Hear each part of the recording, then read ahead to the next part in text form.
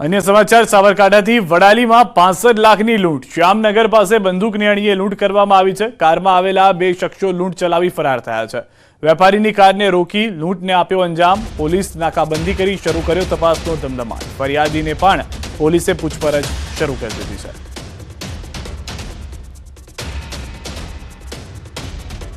વધુ માહિતી ન્યૂઝ 18 સંવાદદાતા ઈશાન પાસેથી મેળવીશું। ઈશાન, સમગ્ર ઘટના શું ઘટી હતી? હાલમાં જે જાણકારી મળી રહી છે, પોલીસ તપાસ શરૂ થઈ ચૂકી છે ત્યારે सीधा चौक्कस के खेतों में वडाली पास श्यामनगरનું પાટિયું છે ત્યાં બોલેરો કારમાંથી બે શખ્સો ઉતરીને અલ્ટો કાર રોકી હતી અને બંદૂકની અણીએ 65 લાખ જેટલી રકમની લૂંટ કરીને ફરાર થઈ ગયા છે।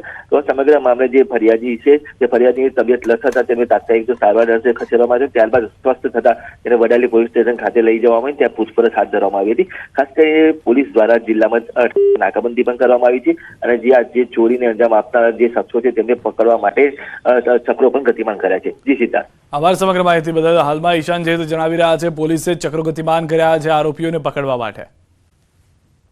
दाहोदथी समाचार। नकली कचेरी कौभांड मामलो, વધુ 5 आरोपीओनी धरपकड़। पूर्व अधिकारी बीडी दिनम्माना पीएनी धरपकड़ करवामां आवी छे। कम्प्यूटर ऑपरेटर प्रदीप मोरीनी धरपकड़, गिरीश पटेल, सतीश पटेलनी धरपकड़। અત્યાર સુધીમાં કુલ 11 આરોપીઓ સકંજામાં આવી ગયા છે।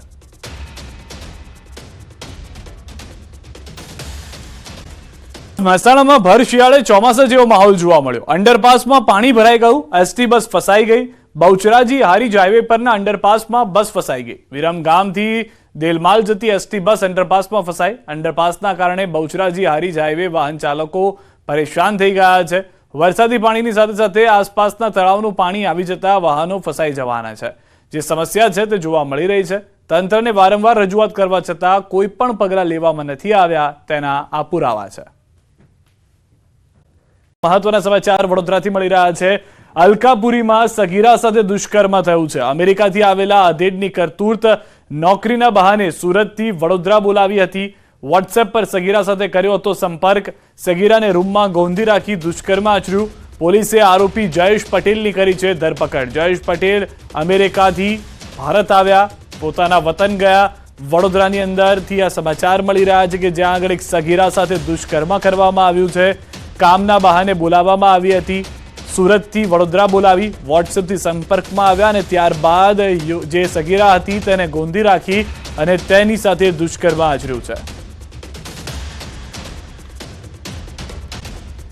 આણંદથી મહત્વના સમાચાર। અકસ્માત કેસમાં પૂર્વ ધારાસભ્યના જમાઈને સજા થઈ છે। આણંદમાં હિટ એન્ડ રનની ઘટનામાં કાર ચાલકને ફટકારી છે સજા।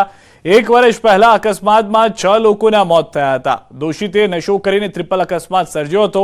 કેતન ભટિયારને 5 લાખનો દંડ સહિત 5 વર્ષની જેલ। કારમાંથી એમએલએ ગુજરાત લખેલું પાટિયું મળી આવ્યું હતું।